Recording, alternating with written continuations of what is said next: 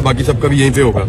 तो उनको बताया गया कि जी आपके लोग यहाँ इलाज हो रहा है। वो सिक्योरिटी वाला भी मुझे मिला लड़का, उसको नीचे से लेके यहाँ तक उसको 4 गोलियां लगी हुई हैं। अच्छा। और वो बिल्कुल इमरान खान साहब के सामने प्रोटेक्ट करता था राइट साइड से। अब मुझे उसका नाम नहीं पता लड़के का, लेकिन वो उसके थोड़े से बाल कम है सर पे। अब वो परसों जब मैं कंटेनर पे गया था तो वही लड़के ने मुझे जगह बनाकर दी थी, मुझे याद है। तो वो मुझे अंदर मिला, बल्कि व्हील चेयर पे उसको लेकर जाते तो उसने मुझे आवाज दी। मैं उसके बाद गया, मैं समझा कोई और पेशेंट है, यही लड़का है। डॉक्टर्स का क्या कहना है, कितनी देर तक इमरान खान? ये अभी डॉक्टर्स कुछ भी नहीं बता रहे। अभी दोबारा खान साहब को फिर मेरे ख्याल में चेक करेंगे। उनको जो पहले जो ऑपरेशन था इनिशियली वो तो हो गया। उनकी एक घुटने की जो हड्डी है उसको भी मुझे एक साहब बता रहे थे कुछ चिप करके कोई पार्टिकल या गोली गुजरी है। और मल्टीपल इंजरीज हैं, कोई एक नहीं है, लेकिन एक ही टांग है जिसके ऊपर खान साहब की लगी है। ये जब गोलियां लगी हैं तो खान साहब फिर नीचे बैठे हैं। उसके बाद फिर उनको वहां से मूव किया गया। बयान आ गया। अच्छा, ये जो बयान आया ना, इसके बारे में मैं आपको बता देता हूँ। इस पे बहुत तशवीश है अंदर। आईजी पंजाब भी था, सीसीपी लाहौर भी था, वजीर आला पंजाब भी था। वजीर आला पंजाब का और बाकी लोगों का जो वो था बड़ा नॉर्मल तरीके से वो कर रहे थे। उसके बाद जो पीटीआई के लोग वहां मौजूद थे बतौर सहाफी, मैंने भी कहा कि ये कैसे हो सकता है कि इतने हाई प्रोफाइल केस के अंदर आप एकदम जो है वो एक बंदे का बयान आप वायरल कर दें। पुलिस की तो ट्रेनिंग ये है कि इसकी कमीज उतार के इसके मुंह पे डाल दो। तो ये बाकायदा जो शुबा है वो ये है कि इसका इंटरव्यू करवाया गया, करवा कर इसका इंटरव्यू किसी को भिजवाया गया। उसके बाद अप्रूवल ली गई। अप्रूवल लेने के बाद इस इंटरव्यू को जारी किया गया। It's a big game. बाकायदा तोते की तरह रटाया हुआ इंटरव्यू था उस बंदे का। और ऐसा कभी नहीं होता, ऐसा कभी नहीं होता। मुझे आप बताएं कि कब ऐसे हाई प्रोफाइल हमले के बाद मुलजिम को पकड़ के उसका इंटरव्यू लिया गया। ऐसा कभी नहीं होता। इमरान खान साहब के हॉस्पिटल पहुंचने से पहले उसका इंटरव्यू इन्होंने वायरल किया है। ये डेलिबरेटली किया है। और ये पूरी की पूरी अंदर जो तरीके इंसाफ की क़यादत थी, या अंदर जो उनकी फैमिली के लोग हैं, या इवन अंदर जो पंजाब गवर्नमेंट के ऑफिशियल्स हैं और पुलिस है, वो सारे इस बात पे हैरान थे। आईजी पंजाब इसको गोल करना चाह रहे थे कि जी अभी तो देखे ना, जिन्होंने पकड़ा है उन्हीं को कैसे मुअत्तल किया जा सकता है। मैंने फिर आईजी पंजाब से वहां पे बाकी लोगों ने भी ये गुजारिश की कि जनाब जो पकड़ा वो ड्यूटी थी, और ये जो काम किया ये क्राइम है। ये जो काम है ये तो क्राइम है ना। कैसे हो सकता है कि इतने हाई प्रोफाइल केस के अंदर आप एक बंदे को गिरफ्तार करें और गिरफ्तार करने के बाद फौरी तौर पे आप उसका एक इंटरव्यू करें और उस इंटरव्यू में आप साबित करें कि ये मामला सिर्फ इमरान खान और इस बंदे के दरमियान है, बीच में तीसरा कोई इन्वॉल्व नहीं है। आप साबित करने की कोशिश कर रहे हैं कोई हैंडलर नहीं है, आप साबित करने की कोशिश कर रहे हैं कोई सहूलतकार नहीं है। तो आपको 3 नाम मिल गए सबको जो इमरान खान साहब के साथियों ने आकर दिए स्टेटमेंट में। क्या क्या नाम दिए हैं अंदर जो डिस्कस हुआ? हाँ जी, कौन कौन है? हाँ, मेजर जनरल फैसल उनका नाम दिया है, और शहबाज शरीफ का नाम दिया, और राणा सनाउल्लाह का। राणा सनाउल्लाह ने अभी स्टेटमेंट दिया था कुचलने का इमरान खान को, और ये चंद दिन पहले उन्होंने ये धमकी दी है जान से मारने की। उसके अलावा शहबाज शरीफ का भी उन्होंने नाम दिया है, और ये तीनों नाम अब आपके सामने हैं। किसमें देखें, ये फौरी तौर पे होना ये चाहिए कि इस बंदे को लाहौर शिफ्ट किया जाए, बिल्कुल, और इसकी इंक्वायरी यहाँ आईजी ऑफिस की ज़ेरे निगरानी हो और तमाम फैसिलिटीज प्रोवाइड की जाएं। जियो फोरेंसिक पूरी तरह होना चाहिए। देखिए, पुलिस के पास वो वसाइल नहीं है जो पाकिस्तान की इंटेलिजेंस एजेंसीज के पास हैं। अगर शफाफ तहकीकात हो तो पता चलेगा कि इसका हैंडलर कौन है। और देखें, ये 9mm का पिस्टल था, ये 9mm का पिस्टल था, और ये जो पिस्तौल था, याद रखिएगा, आम आदमी इसको हैंडल नहीं कर सकता। मैं वेपन्स को जानता हूँ। ये 9mm का पिस्टल था, इसमें 18 गोलियां मैक्सिमम डलती हैं। अगर आप इसके ऊपर छोटा मैगजीन लगाए तो नॉर्मल मैगजीन 18 गोलियां इसके अंदर डलती हैं। दूसरा, ये ऑटोमेटिक था। ये पाकिस्तानी पिस्टल ऐसे ऑटोमेटिक नहीं होते। ये ऑटोमेटिक पिस्टल, इसकी हैंडलिंग भी आम आदमी नहीं कर सकता। ऑटोमेटिक पिस्टल तब रखा जाता है जब आपने किसी को जान से मारने का फैसला कर लिया हो कि मैं गोली चलाऊंगा तो सारी गोलियां एक साथ मैं स्प्रे करूंगा और फेंकूंगा। इसकी एक साथ सारी, और इस आदमी की जेब से कोई नशा आवर पुड़ी भी निकली है। तो एक नशई जो है उसको इस्तेमाल किया गया, और उस नशई के बाद इतना महंगा पिस्तौल वो क्या कर रहा था। दूसरा, ये जो अजान वाला एलिमेंट डाला गया ना बीच में, मैं परसों कंटेनर पे था, मैं आपको क्लियर कर देता हूँ। मैं परसों कंटेनर पे था, वहाँ पे अजान होती है बिल्कुल कंटेनर के ऊपर। रेड लाइन तो क्रॉस हो मैं नहीं, बिल्कुल वो अजान वाली बात कंप्लीट कर रही है। मैं भी परसों थी, बिल्कुल सही मैं बात परसों है। कंटेनर पे था। बिल्कुल कंटेनर के ऊपर बाकायदा अजान होती है। वो अजान मुझे ऐसा लगा जैसे फैसल जावेद खान की आवाज में है, या फैसल की आवाज में है, या किसी और की, लेकिन वो कंटेनर के स्पीकर से अजान चलती है। बिल्कुल अजान दी जाती है कंटेनर के स्पीकर से। उसके बाद वहाँ पे जो लोग मौजूद होते हैं कंटेनर पे, वहाँ कुर्सी मौजूद है और एक सोफा मौजूद है। वो लोग उसके ऊपर बैठ के नमाज पढ़ते हैं। बिल्कुल बिल्कुल मैंने खुद वहाँ पे लोगों को नमाज पढ़ते हुए अजान के बाद देखा है। एजाज चौधरी साहब वहाँ नमाज पढ़ रहे थे, अजान के बाद बिल्कुल खामोशी कर दी गई थी थोड़ी देर के लिए। फिर वहाँ पे इमरान खान साहब ने नमाज पढ़ी है, बाकी लोग वहाँ पे मौजूद थे, उन्होंने भी नमाज पढ़ी है। तो उसके बाद दोबारा इमरान खान साहब ने कहा कि अब नात से शुरू करो।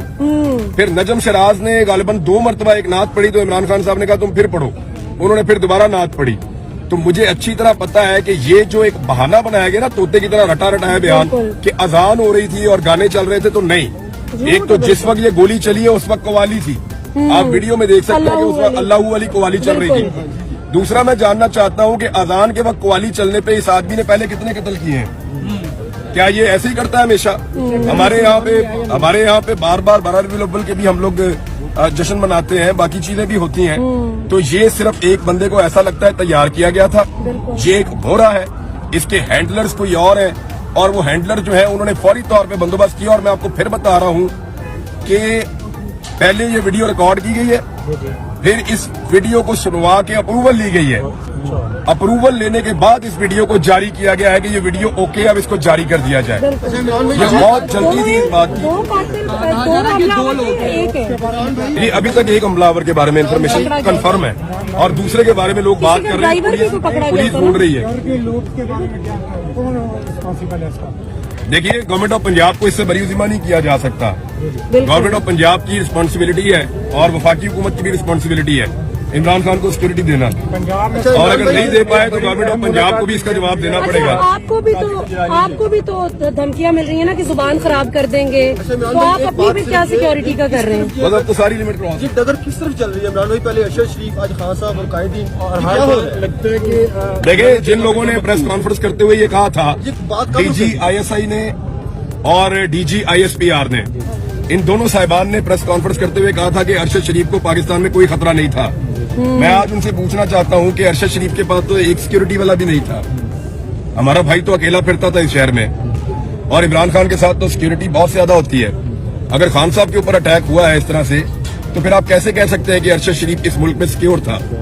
2 लोग अफगानिस्तान से पाकिस्तान में फैसिलिटेट किए गए थे, वो दोनों लोग अरशद भाई को कत्ल करना चाहते थे। हमें और बहुत सारे दूसरे लोगों को इस बात का पता था। अरशद भाई को बाकायदा उनकी तस्वीरें दिखाई गई थी, और अरशद भाई का वो लोग पीछा कर रहे थे। ना सिर्फ वो पीछा कर रहे थे उनके ऑफिस तक, उनके घर तक, बल्कि उनको हरासा किया जा रहा था, और उनको ये बताया गया था कि किसी भी वक्त आपको टारगेट कर दिया जाएगा। काफी दिनों से अरशद भाई अपनी फैमिली, अपने बच्चों को भी बाहर नहीं लेकर जा रहे थे अपनी गाड़ी में साथ, कि मेरे पे जब हमला हो तो मैं अकेला मारा जाऊं, मेरे साथ मेरे बच्चे नहीं होने चाहिए। लेकिन जब उनका चैनल बंद कर दिया, उसके बाद फिर उनके पास लड़ने के लिए हथियार ही कोई नहीं था, वजह ही कोई नहीं थी। तो देन उनको लोगों ने कहा कि अब आपको निकल जाना चाहिए, तो उन्होंने यही बेहतर समझा कि वो चले जाएं। उस रात अकेला अरशद शरीफ नहीं भागा था। मैं आपको कंफर्म कर देता हूं, उस रात 3 लोग भागे थे इस्लामाबाद से। 3 लोग जो इकट्ठे बैठे थे, उन्होंने मिलकर फैसला किया था कि आज हम इस्लामाबाद छोड़ देंगे जब तक हालात बेहतर नहीं होते। एक छोड़कर गए थे उस रात को काशिफ अब्बासी साहब, वो लाहौर आ गए थे। एक इस्लामाबाद को उस दिन छोड़ा था खाबर घुम्मन ने, वो अपने गांव चले गए थे, और एक अरशद शरीफ साहब ने, वो पाकिस्तान से बाहर चले गए थे। तो 3 लोग थे। आप बाकी 2 से पूछ लें कि उन्होंने उस रात इस्लामाबाद को क्यों छोड़ा था। इमरान भाई, सारे जो ब्रिलियंट जर्नलिस्ट हैं वो छोड़ते जा रहे हैं। मोहित मीरजादा भी चले गए हैं मुल्क से, शाबिर शाकिर भी चले गए हैं। ये क्या हो रहा है सर? आपके मुतालिक भी इसी तरह की खबरें चल रही हैं। बल्कि आपके बारे में सुना भी आप भी जा रहे हैं बाहर। मेरे ख्याल में पाकिस्तान के ऊपर अब मजीद जबर मुसल्लत नहीं रह सकता। इंशाल्लाह अब एक एक करके सारी लिमिट्स तो क्रॉस होती जा रही हैं। आज तो रेड लाइन क्रॉस हो गई। लीडर्स को भी गोलियां पड़ रही हैं लॉन्ग मार्च के। तो आप बताएं ना, मौलाना फजल रहमान साहब 2 मरतबा है, बिलावल है, क्या गोली लगी उनको? बिलावल इतने लंबे रास्ते से आए, क्या उनको किसी ने हमला किया? मरियम थी। एक ड्रोन जो है वो सिर्फ उनकी बहन को लगा, और उसके बाद जो पाकिस्तान में शोर मचा था वो आपके सामने है।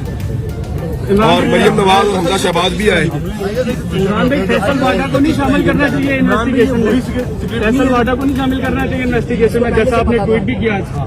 किसको? फैसल वाडा को। फैसल वाडा, हाँ बिल्कुल, देखे फैसल वाडा ने कहा था कि कुछ होगा और लाशें गिरेगी, और अहम लोग जो है उसने अहम लोगों का नाम, अहम लोगों की लाशें, तो वो इमरान खान से अहम तो कोई नहीं है। इस वक्त पाकिस्तान का सबसे अहम आदमी वही है। सर वाडा की बात सच होगी ना आज? नहीं, मुझे अभी नहीं, इसकी इंक्वायरी होगी, आपको पता है? बताएं। नहीं आप बताएं ना, आप बताएं कहाँ पे हो? सबको पता है, तो फिर आप बता क्यों नहीं रहे? हम आपसे सुनना चाहते हैं। नहीं आप बताएं, बता क्यों नहीं रहे? हम आपसे सुनना चाहते हम आपसे सुनना चाहते हैं, आप बताएं। देखिए नहीं, हम आपसे सुनना चाहते हैं। देखो, आपको पता है तो आप बताएं। बताएं ना किसने मारा?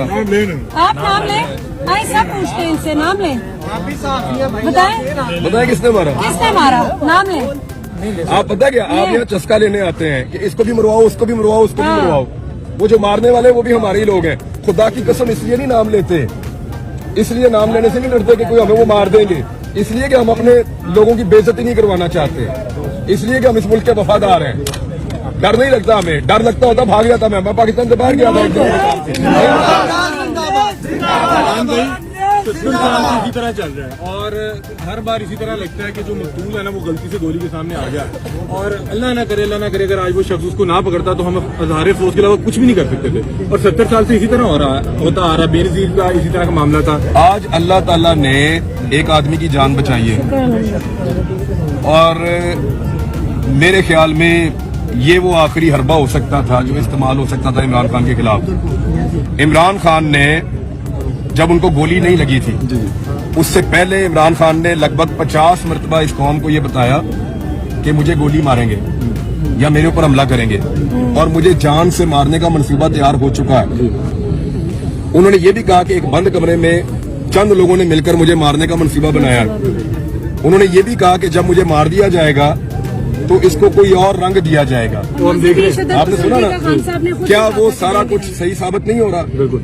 अब इंतजार करो इमरान खान के स्टेटमेंट का, वो क्या कहते हैं। इमरान भी आपको भी बड़े सीवियर थ्रेट हैं, तो आपने नहीं सोचा कि आप भी? देखो यार, मैं छोटा आदमी हूँ, मेरी तरह के और बहुत है इस मुल्क में, नहीं आप बड़े लेकिन आदमी बात हैं। यह है कि एक पॉलिटिकल लीडर जो इस मुल्क का वजीर आज़म रहा है वो बहुत बड़ी बात है। मेरे जैसे छोटे छोटे लोग आते रहते हैं, जाते रहते हैं, और मेरे आने जाने से कोई फर्क नहीं पड़ता। आपकी खान साहब से मुलाकात हुई है? मैं अंदर था, मैं सब कुछ देख के हर चीज रिपोर्ट लेकर आ रहा हूँ। आपको क्या लगता है कि जो लॉन्ग मार्च है इसमें मजीद जान डल जाएगी या ये तहरीक को रोकने में मुझे नहीं कामयाब? लगता कि अभी फौरी तौर पे इमरान खान साहब निकल के किसी लॉन्ग मार्च का हिस्सा बन सकते हैं। खान साहब की हालत की उनकी देखिए, वो 70 ईयर्स उनकी एज है, ये भी तो आप ध्यान में रखें।